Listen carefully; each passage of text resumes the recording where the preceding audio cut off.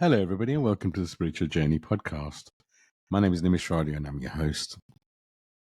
I always love starting every episode by saying thank you. I feel so blessed with this podcast, the people it's reaching, and the impact it's having. And I started with the intention of really just sharing whatever knowledge that comes to me. It's not mine, but whatever I channel, guiding people on their journey, simplifying spirituality, and it's crazy the numbers it's reached and where it's got to. Can't believe we're over 260 episodes, and I feel very blessed with the messages that reach me on a weekly basis. So thank you for everyone that's supported. If you're a regular listener, thank you. I really appreciate it. And if this is your first episode, welcome. Hope you enjoy it. Let us know any feedback you have.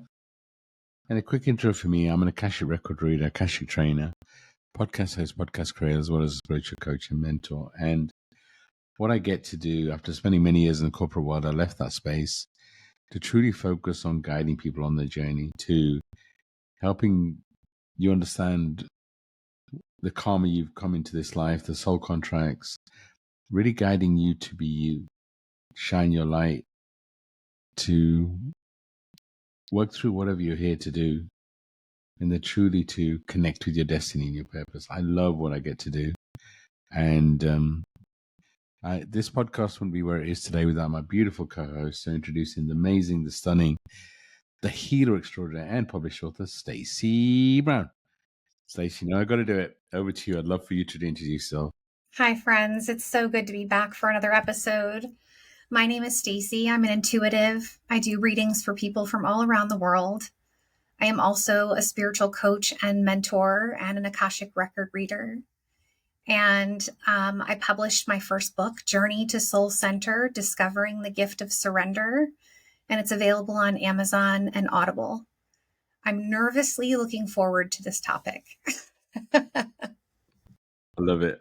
It's one of Stacey's superpowers is her vulnerability. And, this topic was actually a suggestion that I received from one of our listeners in terms of, how do you let go when somebody's betrayed you? And, trust is a really interesting thing. And, but then when you tie into soul contracts, etc., it's obviously becomes a deeper. So today we were talking about forgiveness beyond betrayal, honoring soul contracts after trust is broken. And it's interesting. It's like trust is sometimes I see it as it's like a mirror. Once it's broken, it's really hard to put back together. Me personally, I know I trust my instincts and intuition with somebody, and once I trust somebody, I trust them. But I'm also that sort of human that once you betray that trust, it's hard to get it back. And lots of stories, and we'll talk about it through this episode, I guess. But when you have a deep soul contract with somebody, and you feel that the trust in that soul contract is broken, how can you truly integrate and know that actually what you're experiencing is what you're meant to experience? Because the thing with the connections we have in our world, they're all here to teach us something. And the reality is, just in our makeup, we learn so much more from the pain in our world than we do when things are going well. So when deep trust is broken, it is part of your journey. I know that when I've had situations where trust has been broken and it has led to me cutting people out of my life, intentionally or unintentionally, I know is the universe clearing my path. But it's kind of easy to say, right? Because when you trust somebody and that trust is broken, especially when it's a really deep connection, when it almost feels like it's more than human. What is a spiritual betrayal? it's, and let's say you enter into a relationship, you expect to be with that person, maybe you get married, maybe you expect to be with that person for the rest of your life. And you have a soul contract with that person to love you unconditionally. But what if that soul contract, there's a second phase to it, which is meant to involve heartbreak? It's meant to involve pain, betrayal. Then you can still cut that person out of your life, but when you start to look at it from a soul contract perspective, and it's always easy to look at it afterwards, because when you're in it, you're so emotional, it's hard to see the wood for the trees. But if you look back at the times when your heart's been broken, and you really ask, what did I get from that experience? Did I release some karma? Did I grow as a soul? Did I learn something that I meant to teach others? Asking in awareness helps you to understand. And you take this to a different level. You look at it from a blood family perspective. Our programming says for many, many generations that our blood family should love us.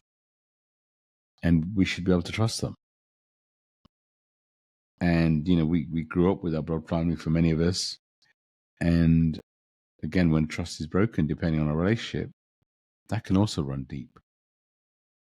So we'll dive deep into this. And I know that this is probably not just for us, but it's a touchy topic for all of us, right? Because it touches on a raw nerve. It touches on, and it asks us to go back to times when we were let down. We did, where trust was broken, and probably felt the biggest betrayal, the biggest level of disappointment.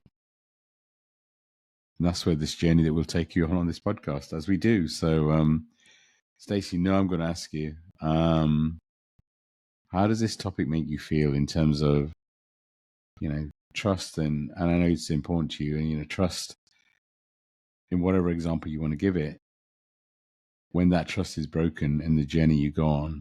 And when I say, like it's your soul contract and everything that happens to you is serving you in some kind of way, how does that make you feel, and what kind of journey do you go on? I think it depends on the relationship, and whether that soul contract needs to continue or not. But of course, it brings about, my marriages. I've been married before, and in one instance, I feel like we've been able to repair the damage of that broken trust and work on having a relationship for the sake of my daughter. And I feel like we've really bridged that gap and have gone through a tremendous amount of forgiveness with each other to get to that space. But in another example, my husband and I that just split, we have had some major deception between the two of us that has broken down and ended communication and had us go our separate ways. And I want to say, I feel like it's a deeply personal decision what you do when there's been a violation of trust, right? Like for some of us, we want to keep that soul contract going. We want that person to continue to be in our lives, or we need them to be because we're co-parenting with them, or we have some other connection with them that we have to continue, or we feel obligated to continue. But I feel like it's a very deeply personal decision whether you move forward with somebody after that violation or not.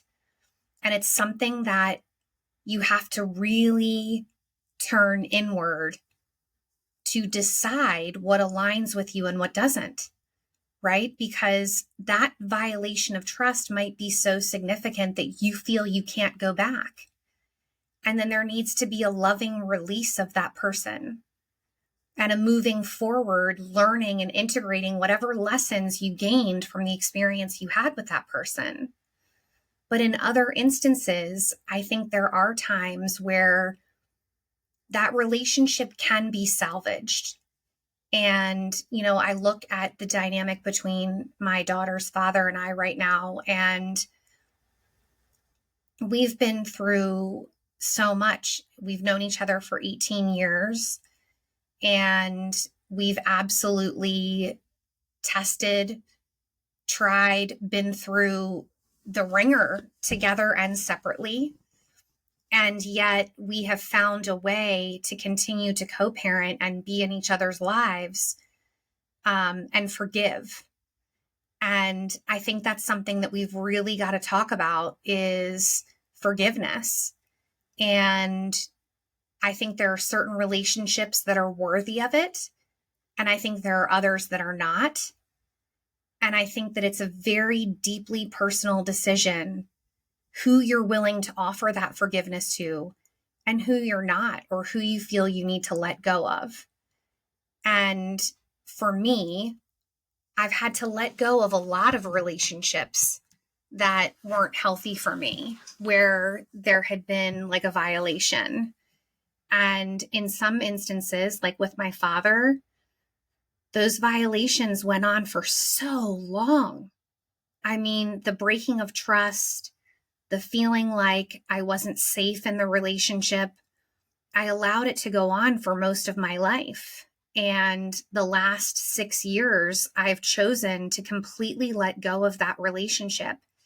And it has allowed me a tremendous amount of healing, because I no longer feel like I'm chained to this relationship that caused so much harm. You bring up a lot of good points there in terms of understanding why we've agreed to go on this journey, because I really do believe us as souls in this lifetime have agreed to really release some deep ancestral karma, which means that we've had some intense experiences, and which is why, heartbreak, pain, breaking trust, I feel like is almost like we feel it at a deeper level, because the karma we've got to release, but also we've got to guide others through to really become themselves. And that's why hence the deep. And, my view is that the biggest experiences that we're here to have in this lifetime, to a certain extent, we have pre-decided. Our soul knows what karma we need to release in this lifetime, knows in which way we're meant to expand. And that's where our soul contracts come from. And, our soul contracts to a blood family, ancestrally it would say, what, a blood family should love us, the mother, father, brother, sister. And that's where it comes. It comes from deep ancestral programming. But then for so many, the blood family that we picked don't love us in that way. And to be honest with me, I have a lot of love in my life from my blood family. Do they understand the spiritual side of me? Probably not. But do they love me? Yes, they do. And so this is kind of always, the blood family topic is always an interesting topic for me, because the people I work with, I see so much experience and expansion that's coming from the blood family. And don't get me wrong, growing up, I didn't have a voice. I was one of 9. Everyone else is older, apart from my younger sister, and it's ironic. I use my voice every day now. It's kind of one of my gifts. It's just, the journey that I've been on. But our blood family, and this is where I feel like the deep work that's happening now is the deep programming that's been around for so long, which is why for so many, feeling the betrayal from a blood family is so deep. But then at the same time, I do believe when we've agreed these soul contracts to kind of experience this pain from the blood family, I also feel that we've had some soul contracts where the universe gives us a soul family, a divine brother, divine sister, divine father, divine mother, to come through in our lives at different times to give us that love. So it's really interesting when you start to look at it from a soul contract perspective. But again, then when you start to look at it from an individual and the pain, we've all got lots of examples. I mean, I'm not married, don't have kids, but I've had some really deep relationships. And I remember, kind of having quite a few relationships where it's almost like I was looking for an out, and then when there's some sort of betrayal, maybe I manifested it, maybe it's part of the journey. I know I probably gave up too soon. Maybe, who knows? I don't have any regrets. But there was one relationship where, we got engaged. There was love there at the beginning, and she actually introduced me to Sidra. So, maybe that was what the soul contract was to also to guide me to Sidra. But then if this is your first episode, Sidra was my mentor, my friend, who passed away aged only 30 years old, and she's one of my spiritual guides. And but in that relationship, I was determined not to give up too soon. So yeah, I did everything I could. We went on this amazing holiday, and I really wanted to make sure that if it ended because it was meant to. And sure, in the end, the betrayal wasn't actually to me; it was to my family. And going deeper onto the story, I guess, is she couldn't accept that I had a blood family around me that actually wanted to spend time with me. So she would go out of her way to sabotage, and ultimately there was a celebration for my dad, in terms of in his memory, and she chose to disrespect that, and that wasn't the reason we broke up. But it was kind of the final nail. I knew in my heart for like maybe a year before that we were done, but I was just, maybe hoping it would work out, or, maybe I wanted that program life. But I look back and I know that in my heart, that relationship expanded me. Yes, it guided me to Sidra, but there's more to it. So if you're feeling deep betrayal right now, if you feel like you've been let down, Stace talked about forgiveness. I also feel like this is a time where so many karmic cycles are closing.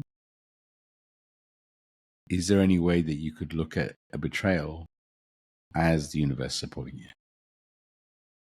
Because, like I said, that we're closing out so many karmic cycles, healing patterns, and the betrayal, whatever it looks like, however your trust is broken, what if it is helping you? And I look at my past few years and kind of my friend circle getting much smaller, and I know, for example, when I met Stace, there was a group of us, and when Stace came to the UK, we were all kind of together, and I guess there was a part of me that felt the group, as a group of friends, would be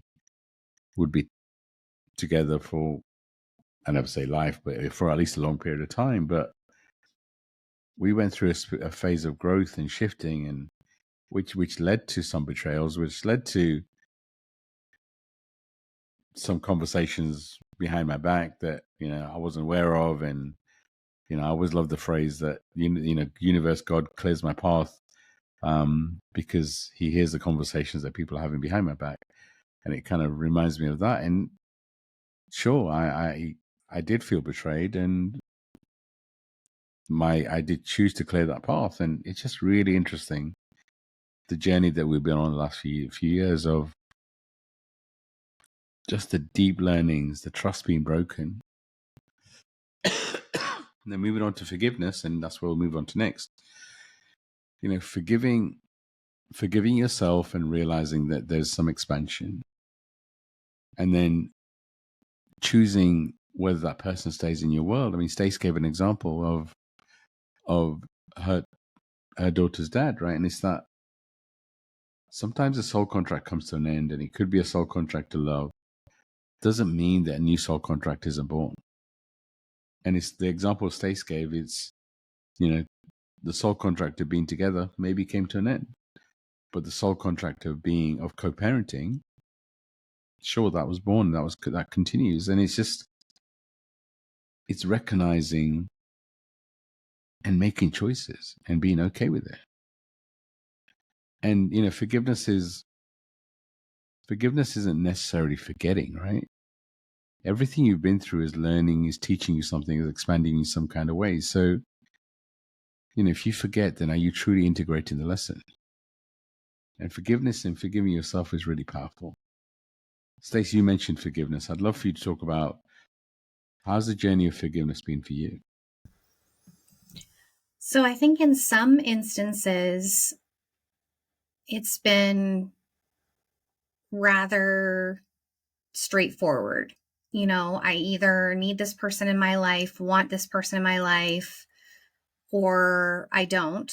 And I can answer that question. But I think when it comes to having ties in a family way or blood related or marriage or what have you, it can be a little bit more challenging. And, you know, my ex and I split about 3 years ago, and I'm still working on forgiving him. You know, I've had people ask me where I am in that journey. I am still working on forgiving him. And I am still working through the grief and the sadness of something being done. Like, I knew that it was done. I knew that it needed to end. I knew that it wasn't healthy for us. But there's still a layer of acceptance and forgiveness that's happening for me in order to move forward. And it's something that I'm working on. Ultimately, you know, staying in the space of the past isn't healthy, just like staying in the space of anticipating the future isn't.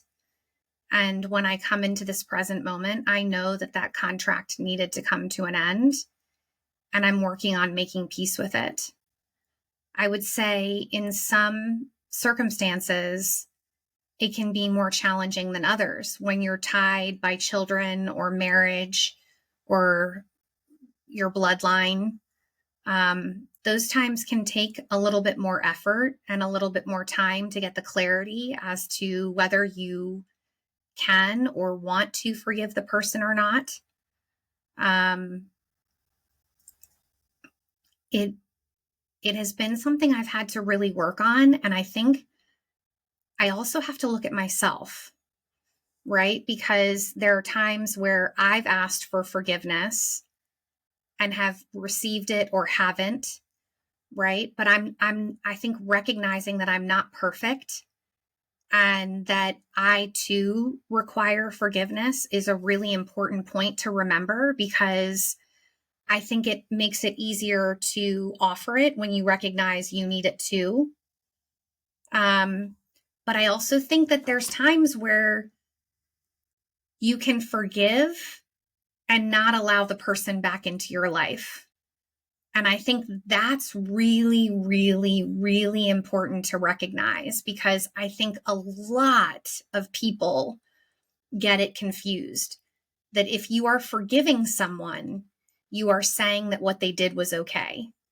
And that is not true and not the case at all.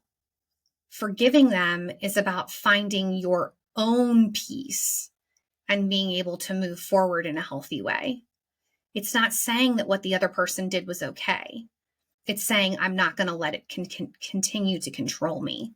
And there's a big difference. Yeah, I mean, we do come to two choices. I guess it's letting go without cutting ties, or letting go with cutting ties. And, you know, and it's a very personal decision. Because sometimes this is why I love the phrase, you know, pain is inevitable, suffering is optional. And, you know, because sometimes we stay in situations we don't want to let go because we're worried about what happens on the other side. And we stay in a situation which in the end, and it means that we suffer. You know, and then when you take a spiritual slant on it, it really becomes interesting, because it's hard. You know, if somebody caused you pain, and it's really deep pain, you know, you really love this person unconditionally, whatever it looks like. And somebody like me comes along and said, well, actually, you know what? You had a soul contract. You know, and the soul contract was to experience deep pain. I know sometimes people look at me as if like, wait, why would my soul agree to that? Why on this world would we want to experience this level of pain? You know, times when you just don't want to be on this planet. You want to just die. You want to just, and it's so deep. And you're like, well, hold on, why would I choose this? And I guess hindsight's a beautiful thing, right? It's that kind of looking back and realizing how much you grew. But when you're in it, it's really hard to see. And, then you kind of enter into repeat programs and kind of, I don't actually believe in repeat programs. I believe in that it's a deeper level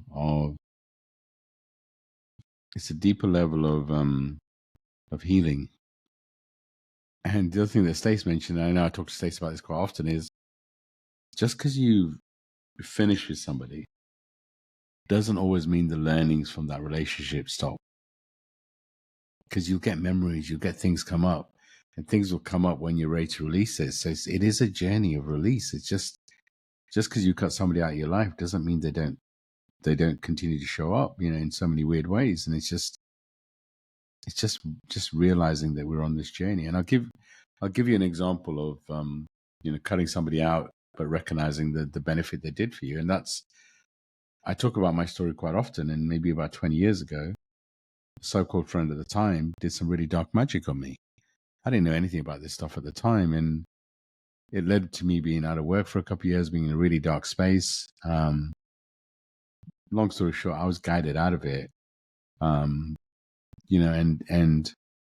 what it led to was me opening up to spirituality, because before that I was very mental. I was very focused on the career, very kind of driven in that kind of way.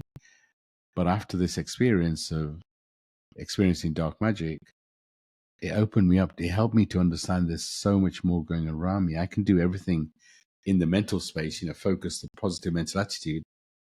But if I'm looking after all four of my other bodies, including my physical, emotional, and spiritual, as well as the mental, then I'm not going to get to where I go. And that opened me up to a whole different level of spirituality. It led me, I wouldn't be here if I hadn't experienced that. But of course, that friend that did dark magic on me is not my life anymore. Why would she be, right? There's no reason.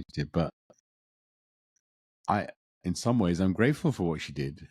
Would I want anyone else to experience that level of pain? No. But do I understand I had a soul contract with her? Yes, I do.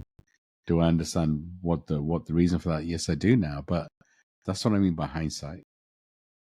Recognizing that,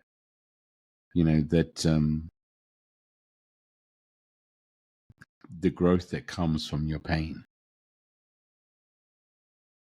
And Stacey, it's like the story I talked about, the friend circle, and kind of the group that we built at the beginning of friends, and kind of really the only people left from that group is me and you. I'm curious, and that was a journey too, right? That was an interesting. But how does that help you? How does that? I'd love for you to talk about that, but also when I talk about learning cycles of relationships that you've already kind of completed, what does that mean to you? So, yeah, we had this group of friends that felt like they were going to be long-standing relationships that we continued with for quite some time. I mean, I really felt that way. I really felt strongly that those friendships were like divinely led, and I felt like they were friendships that were going to last a lifetime. And that's not ultimately what happened. There was kind of a falling out, and everybody went their separate ways.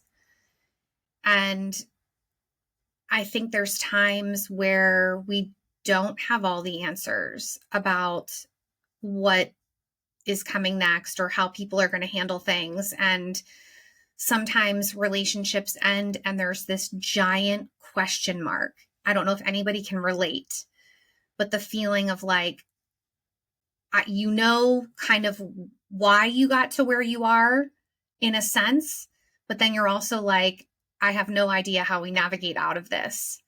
And so you just kind of let things dwindle and fade out. And that's kind of how I felt with some of the friendships in that group. It was like, well, this might have the potential to be saved, but I'm not really sure. And it would take reciprocation on the other person's part as well. And so you just kind of let it go. And that's what we did. We just kind of let it go and said, okay, like there are some things that we can't seem to move past. And therefore, this relationship is done. And that's really hard when that happens because there isn't always closure.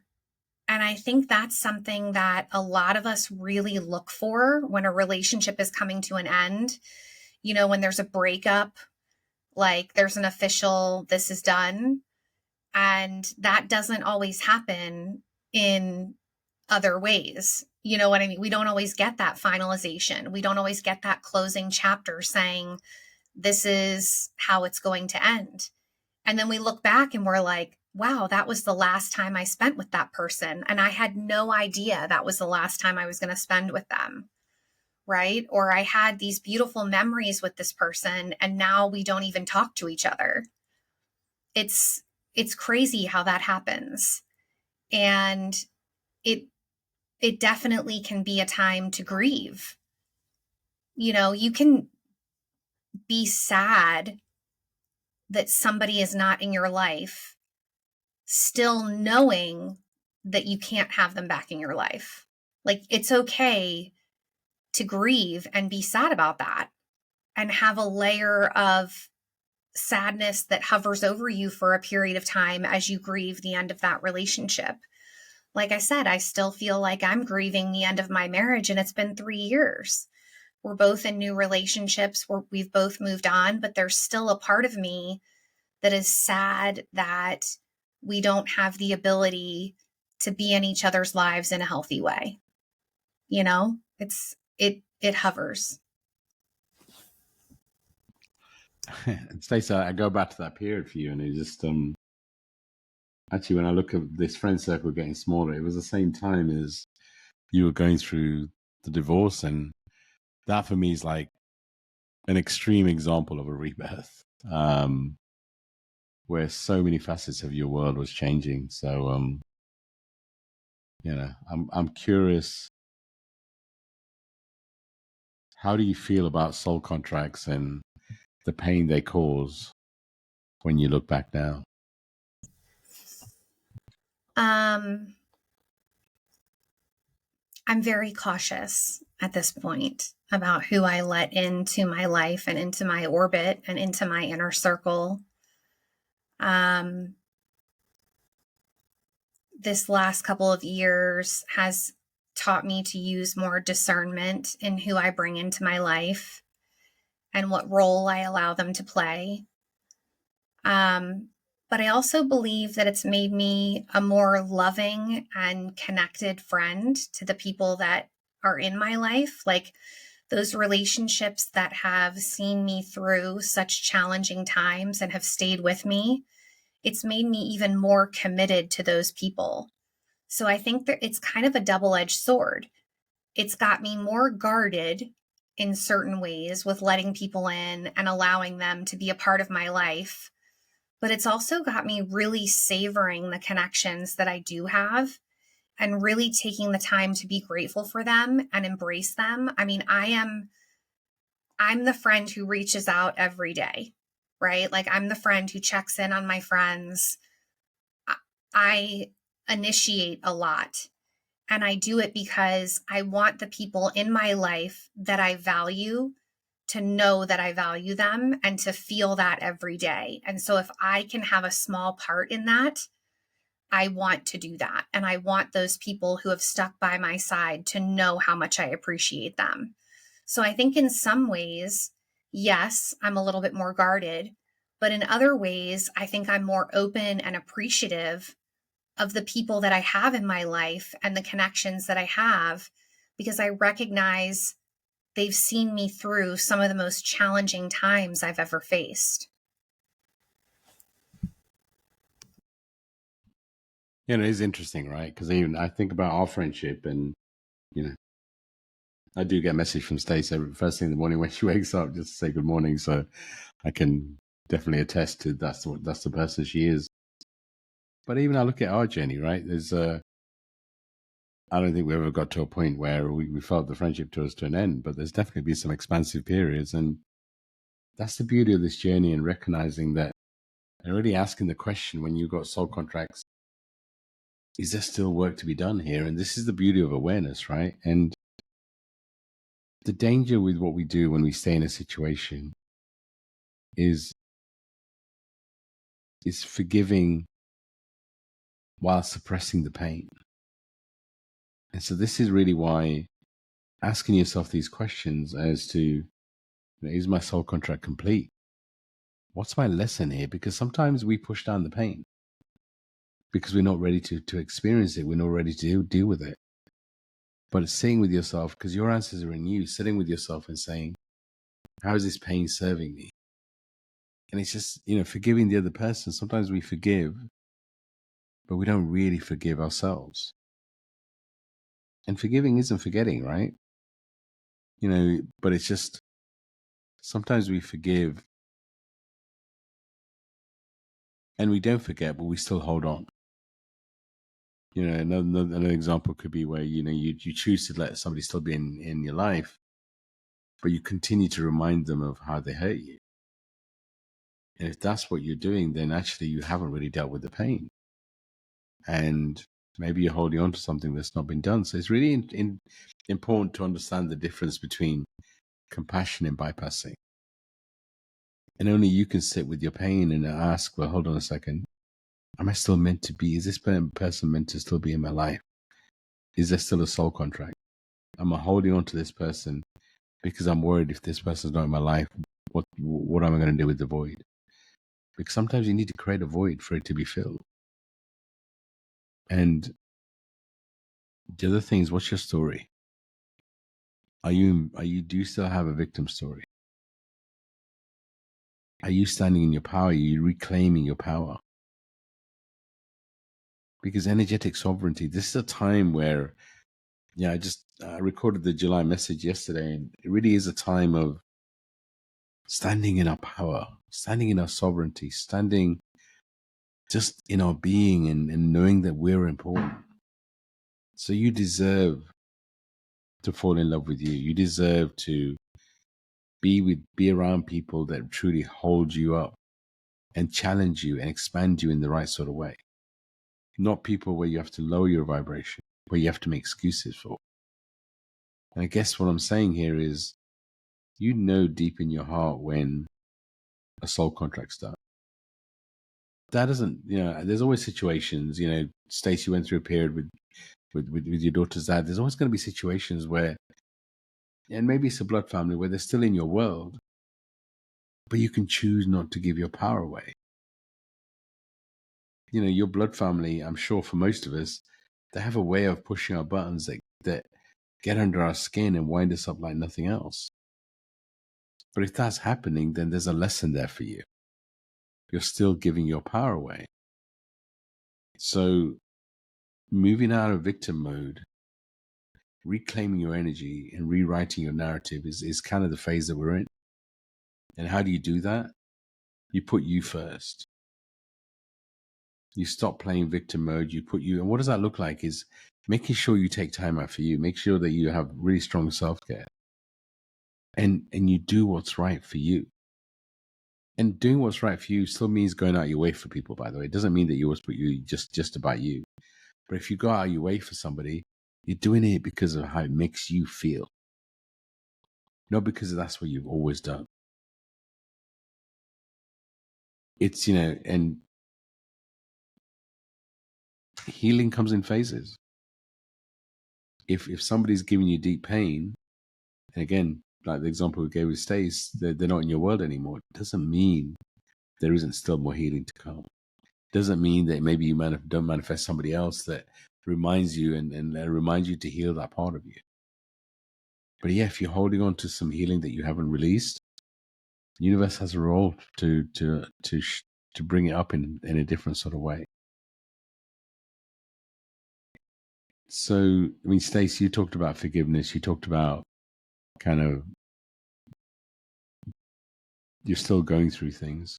What's your advice to people to kind of really go into do that deep healing work, to release, maybe forgive, making sure you forgive yourself? What advice would you give our listeners? My advice would be you've got to do the work.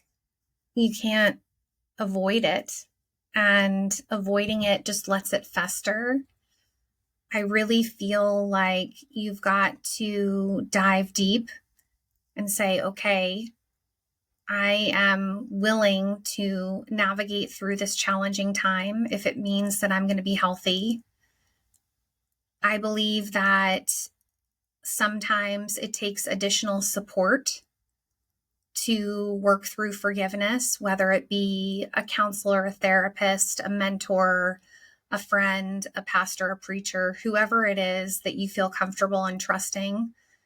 I definitely feel like there's something to be said for leaning into support when you feel like you can't do it by yourself. And sometimes the wounds are deep enough that you do need that additional support. And it's something we help people with all the time. Happy to help anybody who wants to reach out to us.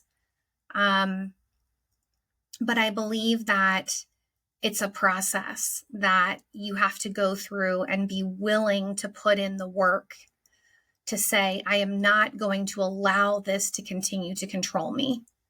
And I think without doing the work and allowing those emotions to fester, they build, and they build into stuff like anger and resentment and hurt and pain. And staying in that space, it's really hard to move forward and be a healthy person when you're carrying that extra weight.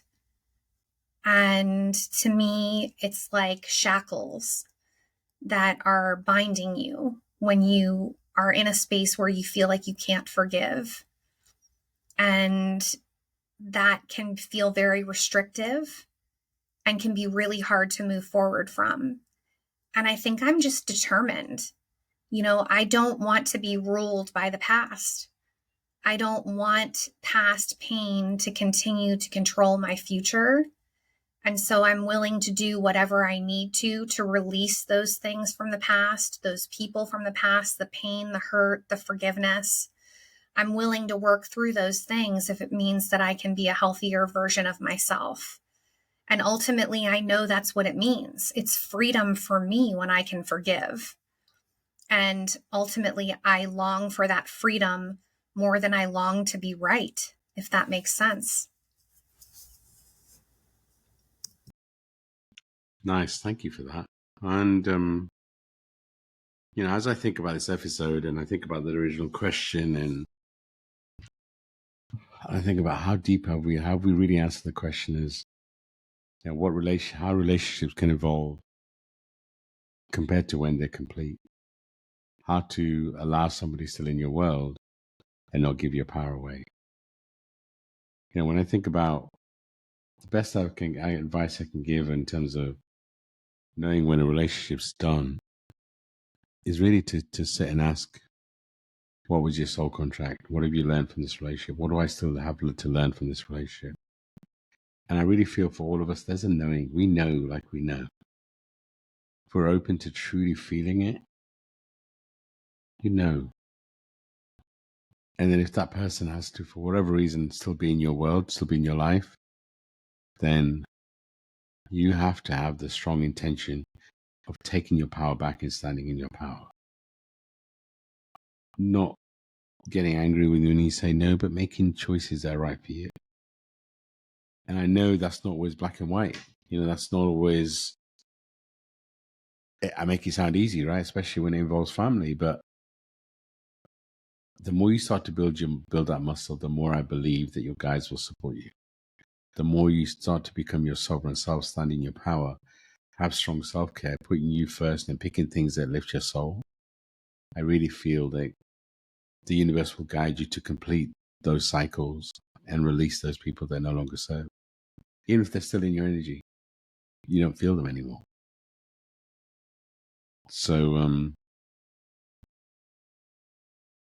Stacey, any general prompts you have in terms of really kind of going deep on the breaking of trust and knowing, when relationships can evolve, when they're complete? Any general prompts that you have in your heart that you want to share? So I think it's good to do like a personal inventory and maybe think about who you need to forgive first. Think about like who you might be holding on to a grudge or some kind of anger or hurt or resentment, whatever it is, and allow yourself the space to write them a letter. I feel like this is a really powerful practice.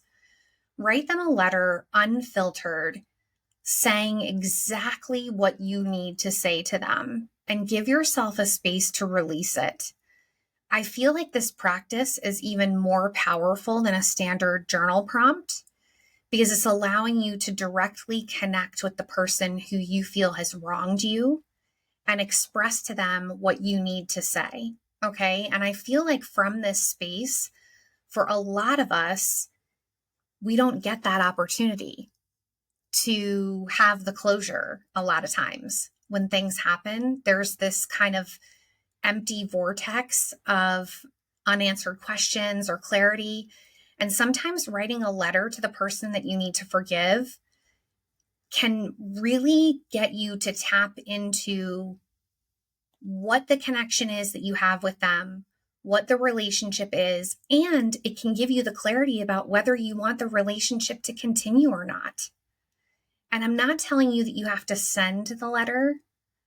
I think what I'm telling you is you've got to have a release of what's in that letter in whatever way. So don't feel that you have to give this letter to the person, but give yourself the space to process the emotions that go along with what you're feeling towards the person through the power of written word. It really can be a powerful release and a practice to allow you to purge some of the emotion that you don't know where else to put it. So I would say to anybody, that's the place to start. What about you, Nims? No, beautiful idea. Kind of going deep on, especially when it's when the betrayal, the lack of breaking trust applies to one person. I also there's in terms of journal prompts, I would ask whatever you experienced, what did it teach me? What did it teach me about myself, my boundaries, and my healing? Because again, your answers are in you.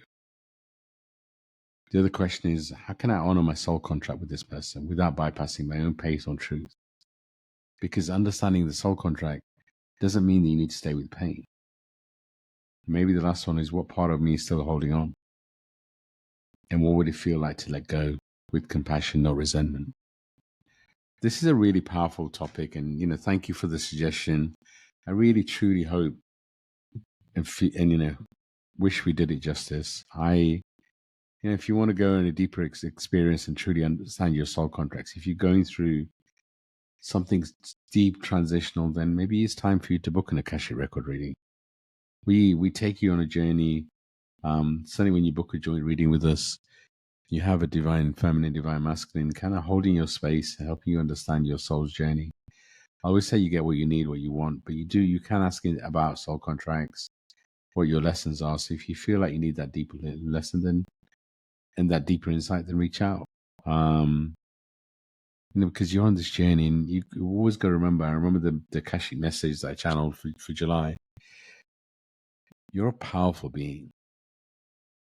You're a powerful being that's capable of so much. And reminding yourself that you are meant to be here. You chose to be here.